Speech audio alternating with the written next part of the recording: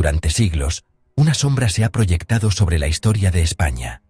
Una sombra persistente, oscura, que ha deformado la percepción de nuestro pasado hasta hacerlo irreconocible. No es solo una cuestión de mala reputación en el extranjero. Es una herida que ha calado hondo en nuestra propia identidad, sembrando dudas y, a veces, incluso vergüenza. Esta narrativa describe un imperio movido únicamente por la codicia, la crueldad y un fanatismo religioso sin parangón. Un relato que nos pinta como los villanos de la historia universal. La llamaron la leyenda negra, un término acuñado mucho después, pero que describe a la perfección una de las campañas de propaganda más exitosas y duraderas de todos los tiempos. Nació en el siglo XVI, en el fragor de las guerras de religión y la lucha por el dominio de Europa y el Nuevo Mundo. Fue alimentada por nuestros rivales, Inglaterra, Holanda, Francia, que vieron en la imprenta el arma perfecta para demonizar al poder hegemónico de la época, el Imperio Español. Y todavía hoy, en pleno siglo XXI, hay quienes siguen creyendo que España fue, simple y llanamente, el monstruo del mundo. Pero, ¿y si te dijera que gran parte de esa historia que te han contado fue una operación de manipulación deliberada? Una campaña magistral de marketing político, diseñada para destruir la reputación de un imperio y justificar las ambiciones de otros. Hoy, en Las Cosas de Felipe, vamos a hacer algo necesario. Vamos a separar el mito de la realidad. Vamos a desmontar la mayor fake news de la historia, la leyenda negra. No se trata de negar errores, que los hubo, como en toda empresa humana. Se trata de ponerlos en su justo contexto y desvelar la manipulación que los convirtió en la única verdad. Te invito a que me acompañes en este viaje a través de los hechos, los documentos y las mentiras. Y te aseguro que cuando termines este vídeo, mirarás la historia de España, y quizás la del mundo, con otros ojos. Para entender el origen de la leyenda negra, debemos viajar al siglo XVI. Es una época de transformaciones profundas, y en el centro de todo se encuentra España.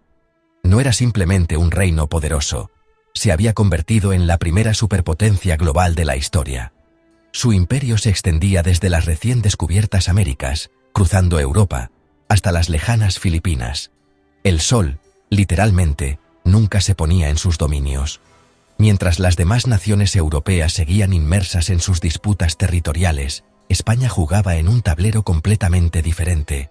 Había financiado la expedición que reveló un continente a los ojos de Europa, y estaba construyendo sobre él una nueva sociedad. Esta hegemonía sin precedentes, este poder militar y económico, no fue recibido con admiración por sus rivales. Al contrario, generó un profundo recelo, temor estratégico y, por supuesto, una inmensa envidia. Y la envidia es el combustible de la calumnia. La ofensiva no tardó en llegar.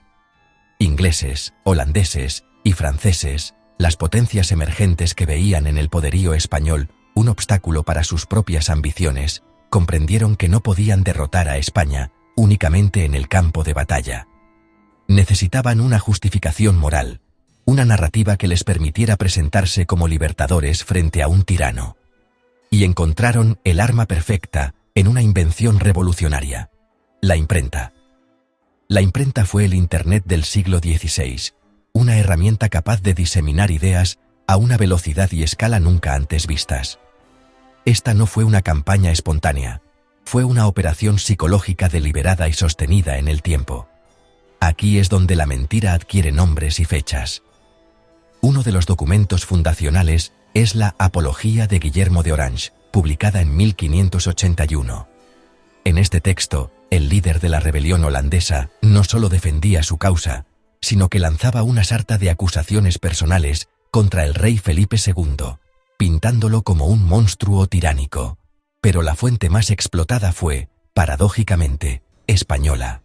El fraile Bartolomé de las Casas había escrito su brevísima relación de la destrucción de las Indias, como una crítica interna para proteger a los indígenas y reformar el sistema. Sin embargo, los enemigos de España tomaron su obra, la tradujeron, eliminaron el contexto de autocrítica y la presentaron como la única verdad. Las cifras de muertos fueron deliberadamente infladas y las atrocidades se presentaron no como excesos, sino como la política oficial de la corona. Para que estas historias calaran, necesitaban ser visuales. Aquí entra en escena el grabador Teodoro de Bry. Sus famosas ilustraciones para las ediciones europeas de Las Casas dieron un rostro al horror. Españoles arrojando niños a perros, quemando vivos a caciques, cometiendo todo tipo de torturas. No importaba que fueran exageraciones grotescas, se convirtieron en la prueba visual de la barbarie española. El relato se construyó sobre 3 pilares.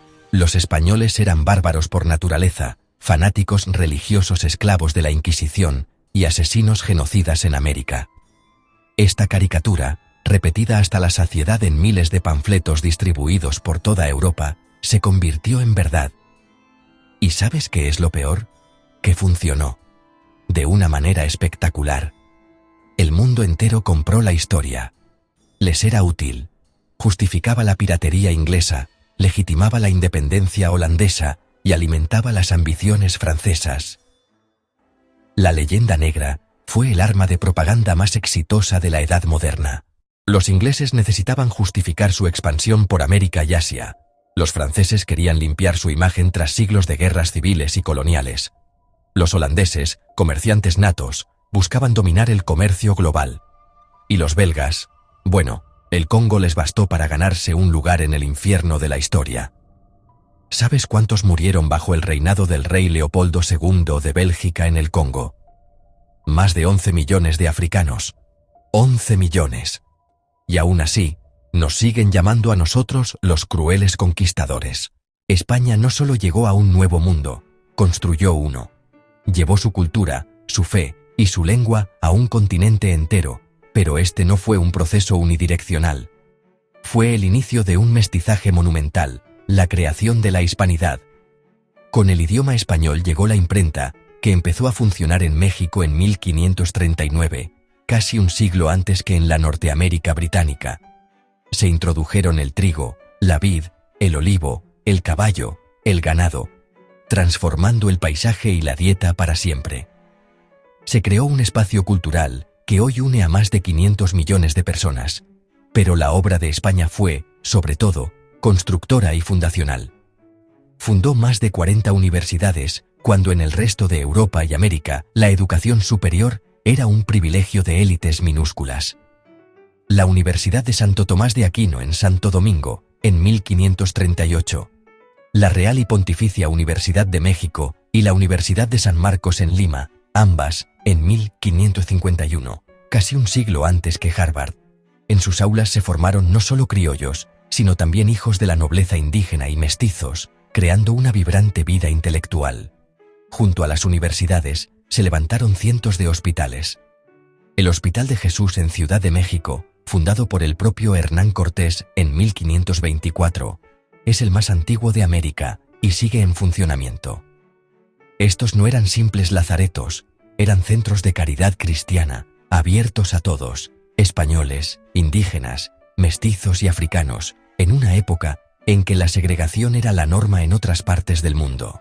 Y sobre el territorio virgen, o sobre las ruinas de antiguos imperios, España diseñó y construyó ciudades. No de forma caótica, sino siguiendo las visionarias leyes de Indias, que dictaban una planificación urbana modélica. La ciudad hispánica, con su plaza mayor como corazón cívico y espiritual, rodeada por la catedral y los edificios de gobierno, y una trama de calles en damero, es un legado urbanístico que perdura hasta hoy, desde Los Ángeles hasta Buenos Aires. Pero quizás el legado más extraordinario y menos comprendido es el jurídico y moral. España creó leyes de protección para los pueblos indígenas, algo absolutamente inédito en la historia de la humanidad. Las leyes de Burgos de 1512, y sobre todo, las leyes nuevas de 1542, abolieron la esclavitud indígena y los reconocieron como súbditos libres de la corona de Castilla, con derechos que debían ser respetados. ¿Se cumplieron siempre? No. Pero su mera existencia, en pleno siglo XVI, es un hito de la civilización. Mientras en otros imperios el esclavo era una mercancía sin alma y el nativo un obstáculo a exterminar, España se detuvo a discutir si el indígena tenía alma.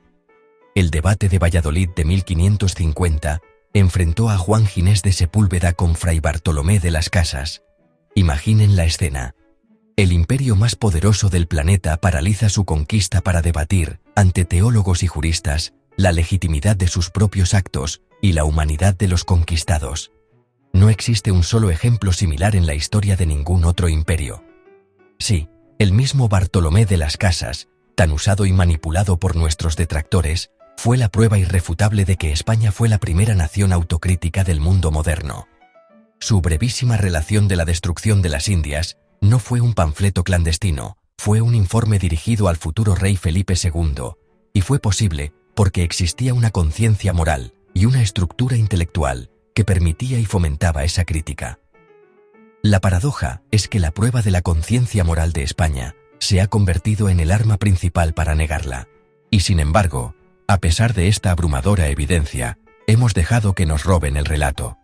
Hemos permitido que una historia de construcción, mestizaje y autocrítica sin precedentes sea reducida a una caricatura grotesca de oro, sangre y opresión. Que nos avergüencen de una historia que, con sus luces y sus inevitables sombras, cambió el mundo para siempre y dio origen a la América que hoy conocemos.